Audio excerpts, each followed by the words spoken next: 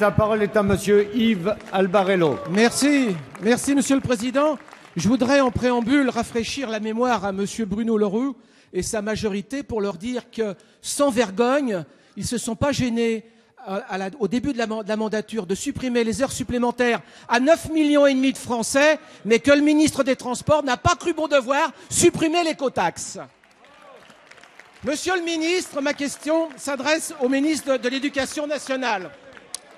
Depuis bientôt 2 semaines, en ma qualité de maire de Clessouilly, en Seine-et-Marne, je reçois des centaines de signatures apposées sur une pétition intitulée « 4 jours et demi par semaine, non ».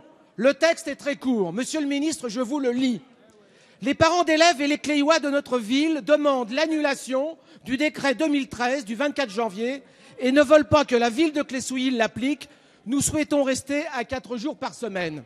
Ce message, monsieur le ministre, il est clair. Que dois-je répondre à ces parents d'élèves particulièrement inquiets et qui ne veulent pas de votre réforme? Monsieur le ministre, ce ne sont plus les députés qui vous disent « Stoppez votre réforme et rediscutons ». Ce sont les Français, ceux qui ne supportent plus votre politique et qui vous le disent par l'intermédiaire de pétitions. Allez-vous rester encore longtemps sourds et aveugles? De plus, aujourd'hui, remontent les critiques des maires qui ont appliqué votre réforme, et pas que les maires de droite, mais des maires de votre majorité. Par exemple, dans le Val-de-Marne, aucune commune n'a mis en application cette réforme. Difficulté de trouver des intervenants, problèmes de transport, infrastructures souvent insuffisantes et bien sûr limites budgétaires. Ce sont des centaines de milliers de Français et demain des millions de parents d'élèves qui vous supplient de ne pas appliquer votre réforme. Aujourd'hui, ce sont des pétitions. Mais demain, quand les Français comprendront que vous ne voulez pas les entendre, comment vont-ils réagir? Monsieur le ministre... Merci. La parole est à monsieur Vincent Peillon, ministre de l'Éducation nationale.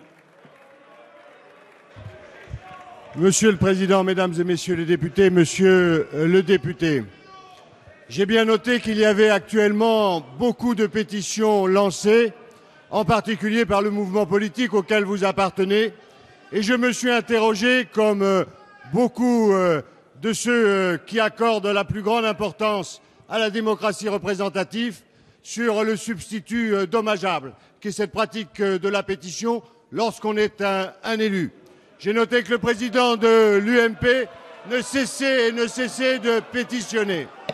Mais au fond, la vraie question, elle est celle de savoir l'écoute qui doit être la nôtre à l'égard des résultats de la scolarité des élèves de France.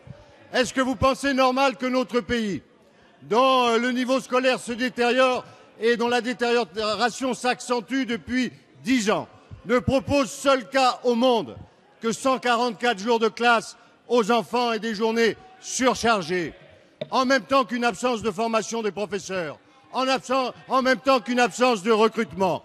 Vous savez d'ailleurs que dans le département dont vous êtes l'élu, dès ma nomination, j'ai pu corriger, alors que vous étiez le département de France où il y avait le plus bas taux d'encadrement pour les élèves. Alors nous allons continuer, parce que nous servons l'avenir, parce que nous servons l'intérêt général, parce que nous n'avons pas de considération pour ceux qui hier demandaient une réforme et aujourd'hui, alors que l'État assume ses responsabilités, accueille les enfants le mercredi matin dans un meilleur temps scolaire, ne veulent pas les organiser sur leurs responsabilités locales. Cette réforme, elle est dans l'intérêt des enfants. Nous allons la conduire, comme le recrutement des professeurs, comme la formation des enseignants, comme la titularisation des auxiliaires de vie scolaire, comme l'introduction du numérique, parce que la France, elle a besoin davantage que de pétitions, elle a besoin de gens qui ont un cap et qui respectent l'intérêt général. Merci, monsieur le ministre.